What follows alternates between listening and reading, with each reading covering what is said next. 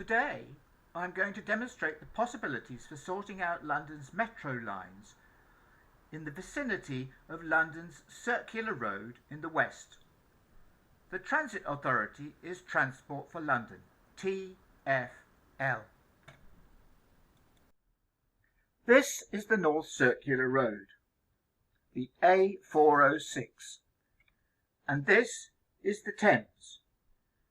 If you look at TfL's rail and tube map, then inside the North and South Circular Road you will see that London has 5 orbital routes crossing the Thames in the west. West of Putney, however, only Gunnersbury provides interchange between the Tube and Overground, and only Richmond and Ealing Broadway provide interchange onto the National Rail network. The problem is that the rail network caters only for radial routes, and people who have orbital journeys can only use the car or orbital bus routes, and these journeys are subject to unpredictable delays. London's North Circular Road runs alongside the Piccadilly Line Ruislip branch. From the A40 to the Thames, 80,000 vehicles per day use this road. Buses avoid the route because of its variable delays. This diagram shows the slow journeys in the area. For the purposes of estimating benefits, I have assumed that this represents 84 million journeys per annum, about 5.7% of TfL's 1.4 billion journeys on the Tube, Overland and Elizabeth Line. To be conservative, this ignores national rail journeys. The proposed West London Orbital Rail Line should address this issue and might open from 2030, but is problematic in many respects. It uses 3 level crossings and 12 trains per hour each way, leaves no time for road traffic. It will be a 12-minute walk to the Elizabeth Line at Old Oak Common.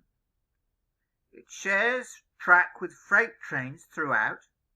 It's not using electric trains.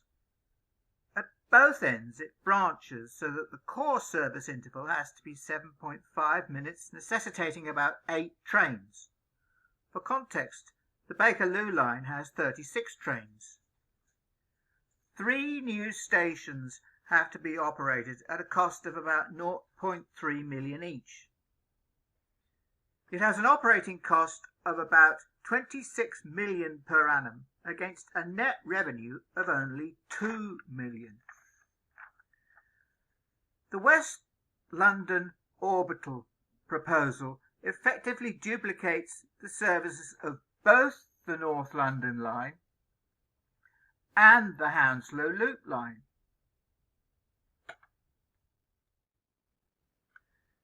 This is from Rail Map Online, who generously allow reproduction of their maps. It shows the rail network at the turn of the 20th century. 2 features which are of interest are, firstly, at the top right, where we see that there is an underpass for the London and South Western Railway on the inner tracks to pass under the Metropolitan District Railway. This feature is still in place today. And in the middle, where there was a double track curve from Kew Bridge to Gunnersbury. This shows the situation on the ground. To the southwest there is Kew Bridge, and to the northeast is Gunnersbury. The yellow path picks out the route of the old tracks. The cut and cover construction would pass under the community building at the southern end of the yellow path.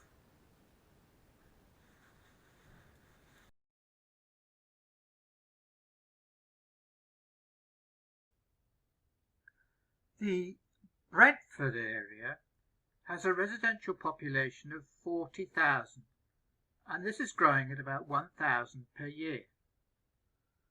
Brentford Railway Station is 10 minutes walk from the high density housing and 15 minutes walk from the Riverside Flats. This is, I think, the largest population in London without any effective rail service to London north of the Thames. To the north of Brentford Station there are many office blocks. In most cases the best option is to take the bus to Boston Manor on the Piccadilly line. This proposal provides a direct link from Hammersmith to Brentford, and from Brentford to Hammersmith via the Hounslow Loop stations, Gunnersbury and Acton Town, where a 2-minute interval service is on offer across the bridges. Look first at Acton Town. Piccadilly line trains from the Ruislip branch cannot terminate here because passengers are entitled to keep their seat to London.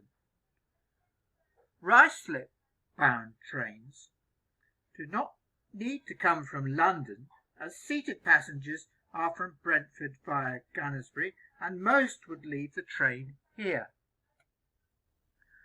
At Chiswick Park, the down platform at the western end moves south by about a metre. The down Piccadilly line track branches and the north side climbs a rising incline. Beyond the bridges it rises a further 6 metres,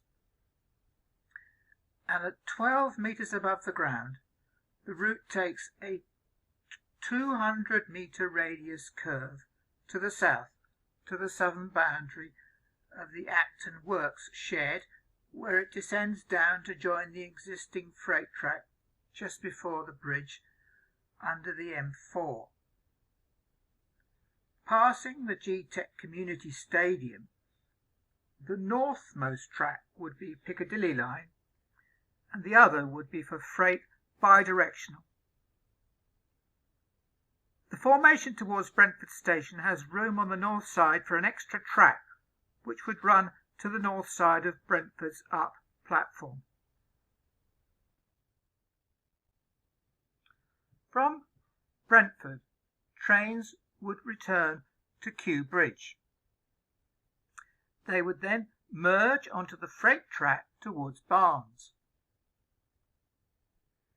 For 300 metres this track would descend by about 4 metres and then turn north and follow the old railway curve in a single track 5 metres below the surface, rising to merge onto the northbound platform at Gunnersbury.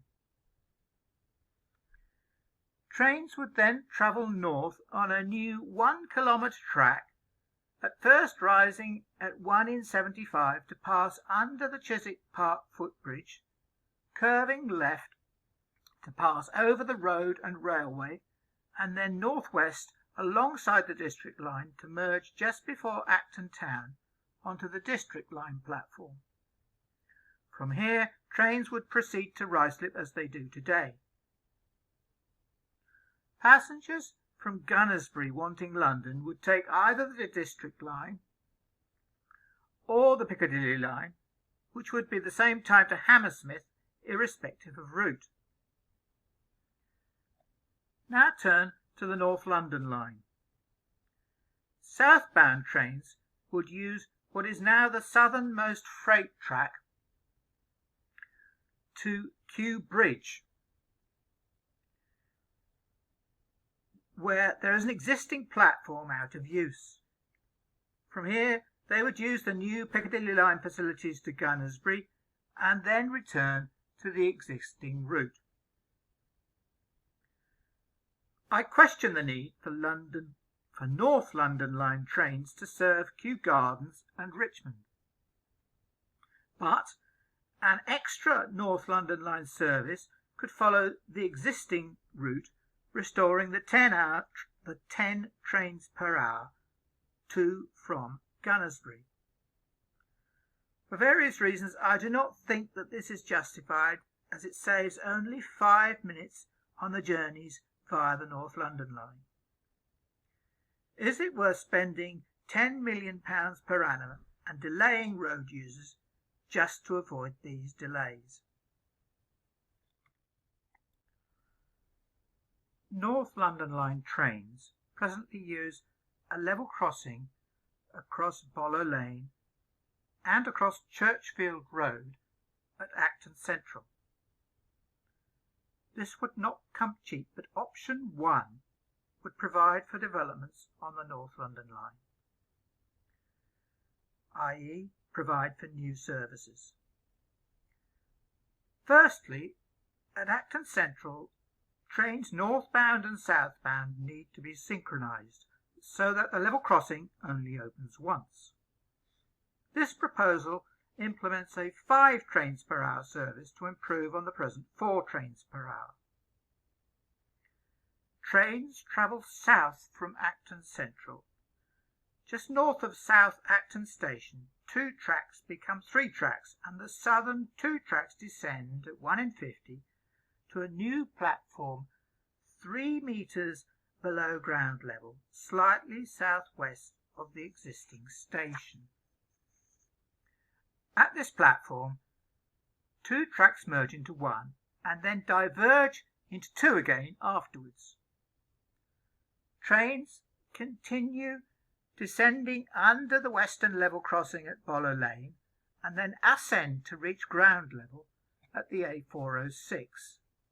They then serve Kew Bridge and Gunnersbury to return to the single platform at South Acton, passing under Bollow Lane. Time does permit the train to call again at South Acton in the 4 trains per hour scenario, but to achieve 5 trains per hour, this call is omitted. This synchronises the arrival of trains at the Acton Central level crossing. This diagram shows the situation. Kew Bridge has a dwell time of 60 seconds, but all other stations have a dwell time of 30 seconds. Each 30 seconds extra dwell time holds the level crossing at Acton Central open for an additional 30 seconds. Travel from Richmond stations to South Acton involves overrunning to Acton Central and returning, but walking from Gunnersbury would be quicker. There are future plans for running to Hounslow, and this diagram shows the paths for this. It is my opinion that in order to have more than the present 4 trains per hour in each direction, public opinion will require that this option 1, be adopted. I note that there is also the Wood Lane level crossing between Brentford and Isleworth stations to think about, but this is outside the scope of this video. This completes option 1, and we return to the main proposal.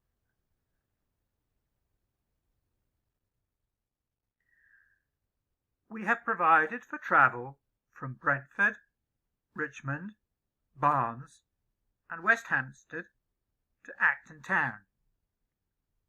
Note, we have to provide for all these journeys in the opposite direction. This will be achieved by the Western Link Line service. Fortunately, there are unused tracks to the southwest of Acton Town Station which facilitate this. Coming from the north, trains will diverge from the London-bound track to merge onto the bridge shown here. In the bottom right, you see 2 tracks. Firstly, to explain, all railway people refer to the up track, meaning the track towards London. The northernmost will become the down track, and the other the up track. This is right-hand running. Piccadilly line trains to Ruislip will no longer use the middle platform at Acton Town because they will come from Brentford.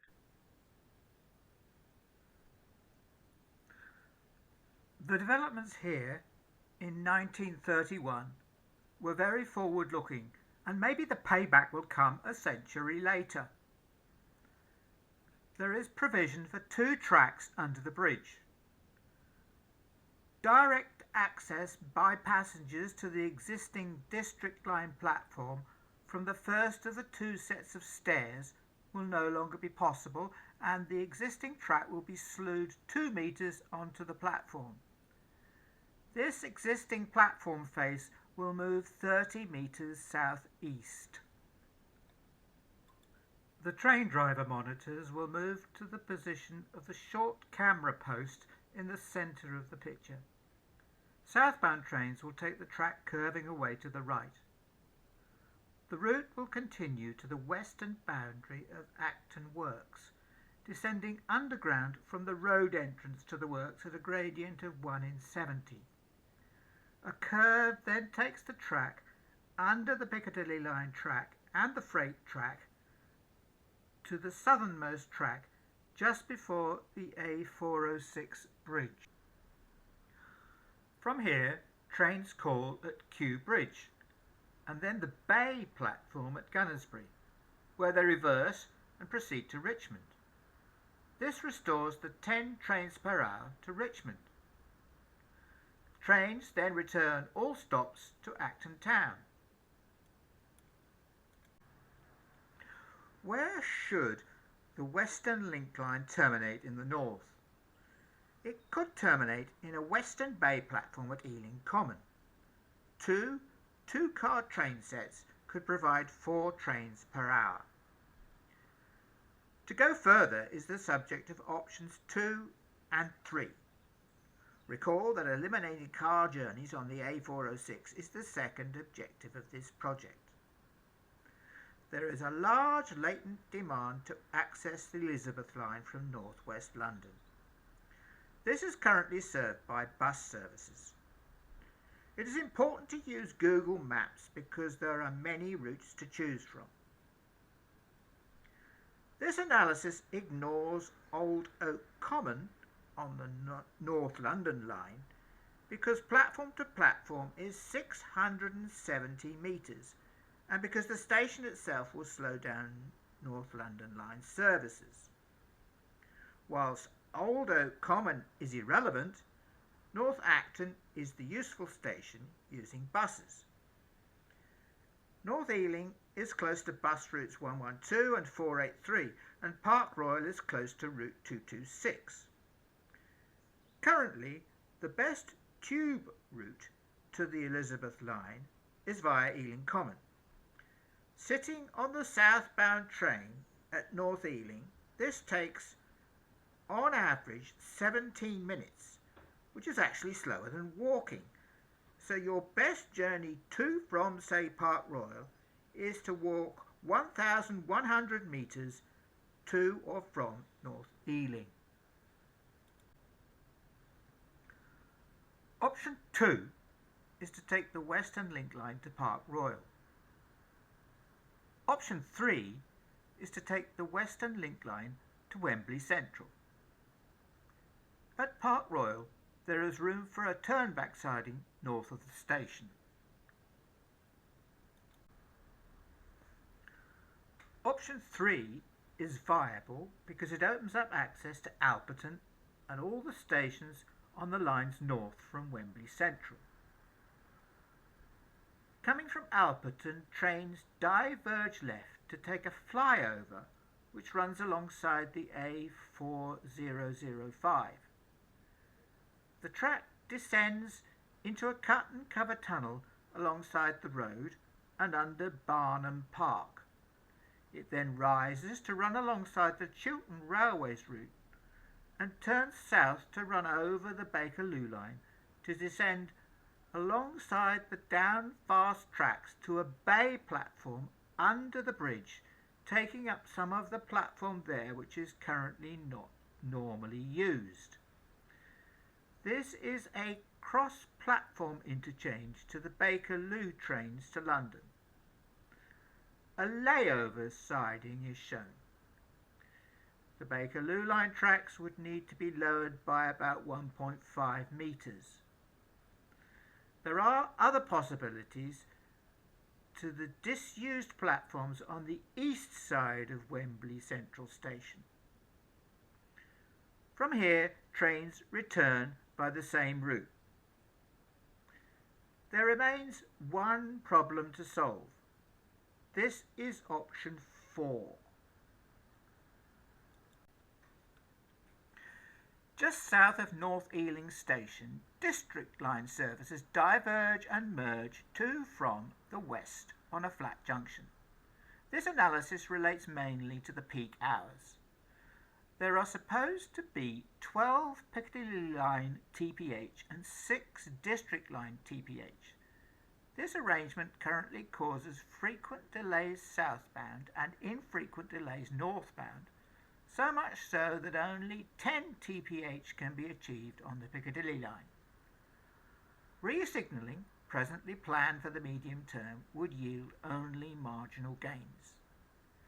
This proposal is to have 5 TPH on the District line, 8 TPH on the Piccadilly line and 4 TPH on the Western Link line. Option 4 is to improve on this situation by routing Western Link line services northbound via Ealing Broadway reverse. There are multiple platform possibilities there which we do not need to discuss. This shows the situation. The building in the centre is a BT Openreach depot. This site is ripe for redevelopment. A single track descends to pass under the 406 and the District line tracks to pass under the site at a depth of 5 metres. After passing under Queen's Drive, the track passes under the ticket hall and serves a short platform on the opposite face of the existing platform to merge with the down tracks of the Piccadilly line. The return route does not call at Ealing Broadway, but the 4 TPH service allows an 8 TPH shuttle service from North Ealing to Ealing Broadway.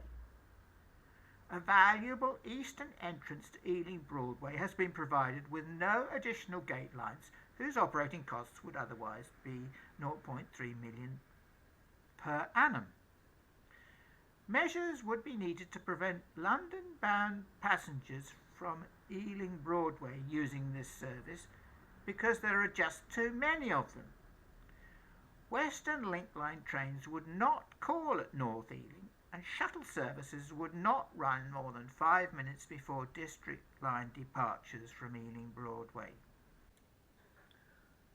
This junction is still problematic and is feeding timetabling constraints into all services.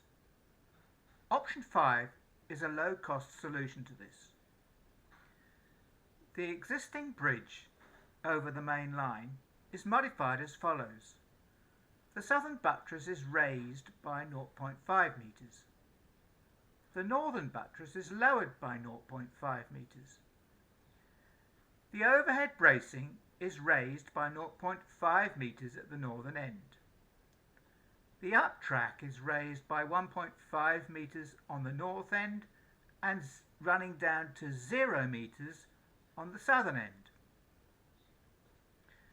The up tracks rise by 2.7 metres to the new overbridge. On the District line, the track moves 5 metres to the north.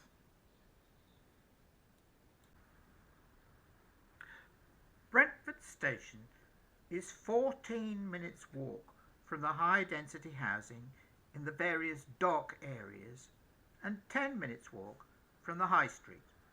Option 6 is to reduce this to 3 minutes. From Brentford Station, a single track descends at a gradient of 1 in 40 to pass 4 metres below the existing railway and follow a tight curve to descend to a cofferdam construction in Brentford Dock. The green space here would be raised slightly to cover this section. I now turn to the economic case for the Elizabeth Line. Revenue is expected to grow from 325 million for year ending September 2023, as will passenger time saved. But remember that costs far exceed cash revenue, and these costs will also grow. Also, growing freight volumes will hinder the Elizabeth Line. Cash losses, excluding interest charges, were 425 million. The Treasury tries to ensure that public projects are measured against private projects who would borrow money at about 8% per annum. At that rate, crediting passenger time saved of 26 million hours at £38 per hour, the net present value of the Elizabeth Line is just under £4 billion. It costs 19 billion, so the loss is 15 billion. Passenger time saved would have to be valued at £84 per hour to make the project worthwhile and cover this 15 billion loss.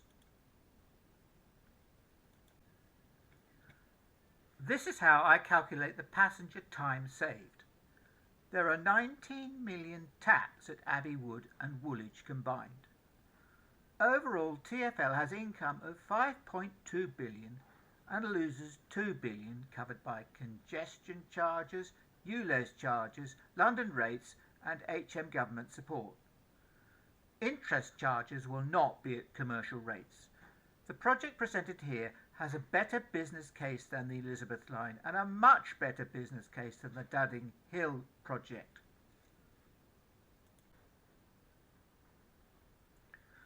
This shows the journeys affected.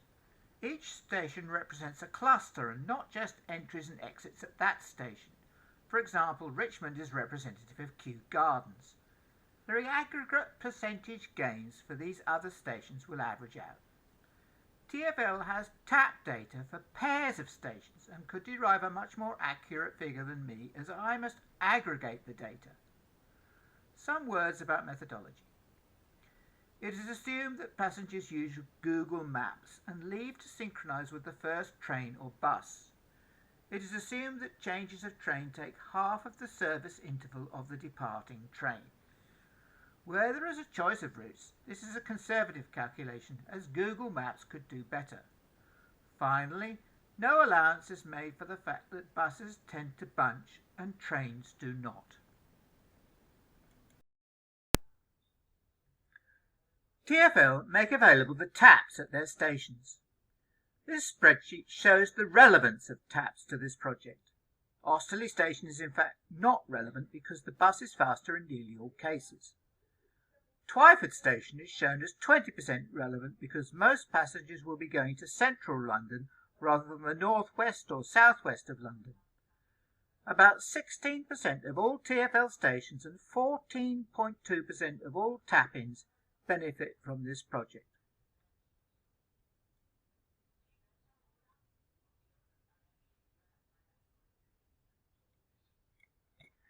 If passengers were to choose their destination completely at random from the 480 stations, then more than 30 million journeys would benefit. This is 14% squared, is 2% of the journeys.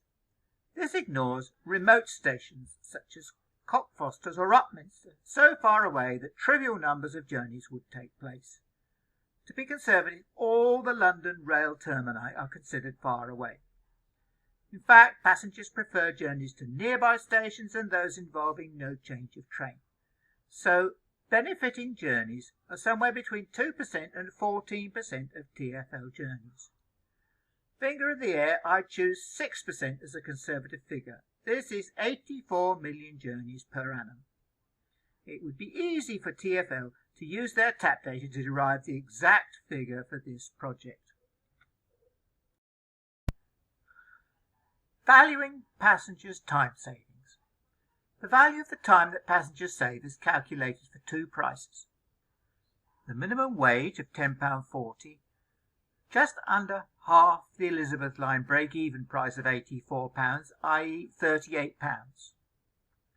I estimate that there are 84 million journeys and that travel time improvements will create 34 million new revenue journeys.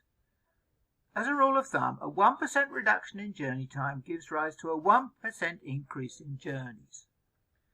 Gain from competitors would be at a much higher percentage.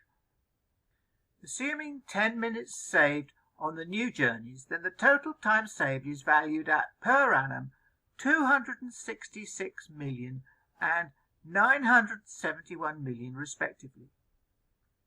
Extra revenue is about 75 million. I credit road congestion amelioration at 10 million. As a rule, a 10% reduction in a public transport journey reduces a parallel road journey time by 10% as people switch mode. Bus lanes assist drivers. There are 80,000 people using the North Circular Road here, and probably 40,000 people at peak times. A peak time saving of 3 minutes would be 72,000 hours per year, which at minimum wage would be 7.5 million. Other roads would also benefit. This project needs only about 10 extra train drivers and only one new gate line, so extra operating costs are only 4 million per annum. This gives a net present value of the project of between 4.4 billion and 13.6 billion. The lower figure should easily pay for the construction costs. This means that a businessman would consider investing 4.4 billion in this project if government paid him minimum wage for the time saved by passengers and car drivers. But a politician would consider investing 13.6 billion.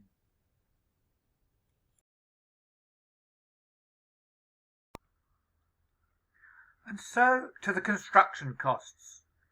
It is not easy to find contract costs for railway developments. Some of this work is very straightforward. Acton Town to the A406, the A406 to Brentford. The second column gives the length of new track in metres. Both Chiswick Park to the A406 and Brentford Dock are to be compared with Barking Riverside, where 327 million bought twice as much new track and a station. Option 1 costs of 200 million are incurred only to benefit road users and facilitate new North London Line services in the future. Options 2 and 3 combined cost 530 million to open up the Elizabeth Line to South West London and the Piccadilly Line to Richmond. Option 4 costs 150 million to open up the Elizabeth Line to North West London. Option 5 costs 100 million and can be justified only if merging delays at North Ealing become worse, or if the benefits of increased capacity and reduced bunching can justify it. Option 6 costs 300 million and is suitable as an add-on at a later date. Due to limited resources, this presentation assumes all options are adopted. So, if the past is any guide, then this entire project with all options 1 to 6 would be budgeted at 2.5 billion and end up costing, say, 4.5 billion to break even. But that would be better than the Elizabeth Line by 15 billion pounds. I hope that you found this video informative, and please share and like.